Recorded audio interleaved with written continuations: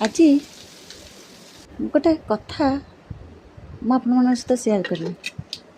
ବହୁତ ଦିନ ହେଲାଣି ଭାବୁଥିଲି ଜଗନ୍ନାଥ ମନ୍ଦିର ଟିକେ ଯିବି, ପୁଅକୁ ନେଇକି। ତା ବୋଉ ଦେହ ବହୁତ ଖରାପ ରହୁଛି, ଯାଇପାରେନି।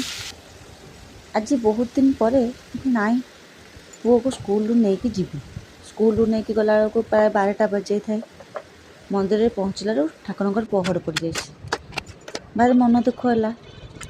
କହିଲି ପ୍ରଭୁ, ଆସିପାରୁନଥିଲି, ଆଜି ଏତେ କଷ୍ଟରେ ଆସିଲି, ଅଥଚ ଆପଣଙ୍କ ଦର୍ଶନ ହେଇପାରିବନି।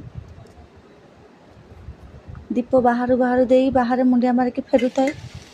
ହଠାତ୍ ସବୁ ମନ୍ଦିରର ପହଡ଼ ଖୋଲିଗଲା। ଜଗନ୍ନାଥ ଦେଲେ ଦର୍ଶନ, ମହାଦେବ ଦେଲେ ଦର୍ଶନ, ସବୁ ଠାକୁରଙ୍କୁ ମୁଁ ଦର୍ଶନ କରିପାରିଲି।